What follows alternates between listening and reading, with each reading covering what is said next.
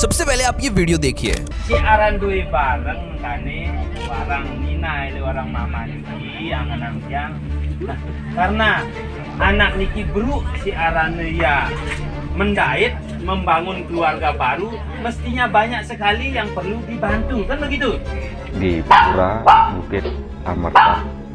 Tapi sebelum itu kita diajak nangkil ke Beji Ananta Boga। ये पूरी video Indonesian language में है, जिससे आपको शायद ही समझ में आया होगा कि आखिरकार इस वीडियो में चल क्या रहा है। लेकिन इस वीडियो के विजुअल से आपको कुछ चीजें समझ में आ जाएगी। देखिए, ये है एक इंडोनेशियन मुस्लिम इमाम। इनका नाम है जरो एडी सुलिकांत्रो, जो बकरीद से पहले एक इंडोनेशियन मुस्लिम इमाम थे, जो इंडोनेशिया के बाली से हैं। लेकिन अब ये बकरीद पर इस्लाम को छोड़कर हिंदू बन गए हैं, और केवल हिंदू ही नहीं बने बल्कि एक इंडोनेशियन हिंदू प्रीस्ट बने हैं, जिसको बाली की लैंग्वेज में हिंदू पेमंकू कहा जाता है। हिंदू पेमंकू इंडोनेशियन हिंदू पंडित का एक सर्वश्रेष्ठ पद होता है, जो इंडोनेशियन हिंदुओं का एक मुख्य पंडित होता है, जिसको हर एक हिंदू अनुष्ठान पर पूरी इज्जत के साथ आमंत्रित किया जाता है। लेकिन सुलिकांत्रो यही नहीं रुके, उन्होंने अब लगभग 1 डजन से ज्यादा इंडोनेशियन मुस्लिम्स को हवन करके सनातन में घर वापसी करवाई है, जैसे कि आप इस वीडियो में देखिए। Warangan nih. Nah, jadi untuk yang namanya warang ini tapi menurut EP ini Pak? Warang. Duwe bareng kan? Duwe bareng. Nah, si aran duwe bareng kane warang ninai le warang mama niki anganan yang. Nah, karena anak niki bro si aran ya mendait membangun keluarga baru, mestinya banyak sekali yang perlu dibantu। लेकिन ये सब कैसे हुआ? एक Indonesian मुस्लिम इमाम जो इस्लाम का प्रचार करता था, ये कैसे अचानक से ईद पर हिंदू बन गए, और क्यों इन्होंने लगभग 12 मुस्लिम से ज्यादा को इन्होंने सनातन में घर वापसी करवाई है, और ये अब आगे क्या करना चाहते हैं इंडोनेशिया में? तो चलिए देखते हैं। देखिए, इंडोनेशिया दुनिया का सबसे बड़ा मुस्लिम देश है। यहाँ लगभग 28 करोड़ लोग रहते हैं, और इनमें से 90% मुस्लिम हैं। लेकिन इंडोनेशिया के बाली में हिंदू संस्कृति आज भी बेहद ही मजबूत है। परंपराएं और त्योहार खुले तौर पर मनाए जाते हैं। ऐसे में जब किसी इमाम के हिंदू बनने की खबर आती है, तो स्वाभाविक है कि लोगों की जिज्ञासा बहुत ही ज्यादा बढ़ जाती है। लेकिन साल 2024 में भी एक इंडोनेशियन मुस्लिम इमाम ने तो न केवल हिंदू धर्म अपनाया, बल्कि इसने तो 10,000 इंडोनेशियन इमाम की घर वापसी भी करवाई थी, जैसे कि आप इस वीडियो में देखिए। in the Muslim mosque, but he was not able to solve all the problems with people. There is no peace.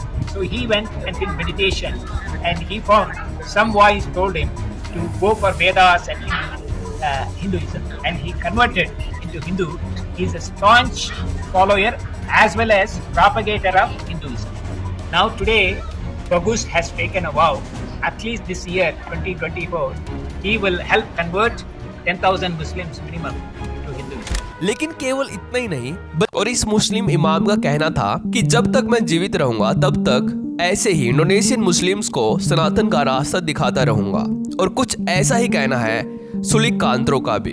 इन्होंने अभी एक अपने इंटरव्यू में ही बताया है कि ये इस्लाम को छोड़कर एक इंडोनेशियन हिंदू प्रीस्ट क्यों बन गए हैं। यहाँ पर इन्होंने कहा कि मेरा दादा एक कट्टर मुस्लिम था, वो मुझे बचपन से ही मस्जिद लेके जाता था, और मैं उनके साथ ही पला बड़ा हूँ। लेकिन धीरे धीरे मैंने कुरान के साथ इंडोनेशियन रामायण और महाभारत भी रीड करना शुरू किए, जिसमें मुझे बिल्कुल अलग फिलोसफी मिली कुरान से। यहाँ तक महाभारत और रामायण को पढ़कर मैं कुरान के नॉन ह्यूमंस विचारों को अच्छे से जान पाया, जो बिल्कुल ही अपोजिट है ह्यूमैनिटी के। लेकिन वही दूसरी तरफ रामायण और महाभारत में अहिंसा परमो धर्म का संस्कृत श्लोक के माध्यम से धरती पर रहने वाले हर एक जीव से प्यार करना सिखाया जाता है, जो कुरान से बिल्कुल अपोजिट है, ऐसा इन्होंने यहाँ पर बताया। लेकिन इतना ही नहीं, यहाँ तक कि एक इंडोनेशियन मुस्लिम प्रोड्यूसर ने महाभारत पर एक मूवी भी बना रहे हैं, जिसका नाम है क्षत्रिय देवा घटोत्कच, यानी घटोत्कच, जो कौरवों और पांडवों के कलयुग में वंशजों के बीच और अश्वत्थामा के बीच की बैटल को रिप्रेजेंट करने के लिए बनाई जा रही है। यहाँ तक कि इन्होंने इस मूवी का पूरा यूनिवर्स क्रिएट किया हुआ है।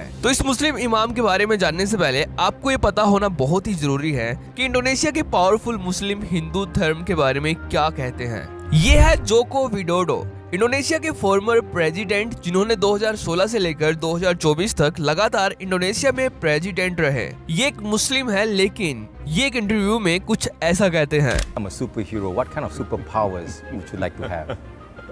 Apa ya kalau superhero? Krishna. Karena Krishna itu kalau di Indonesia, khususnya di Jawa itu sakti. Kedua kuat dan memiliki senjata ampuh yang namanya panah cakra gitu, sehingga Krishna ini sakti sekali. Tetapi juga dia sangat bijaksana. Ini yang saya suka. Thank you, Baba.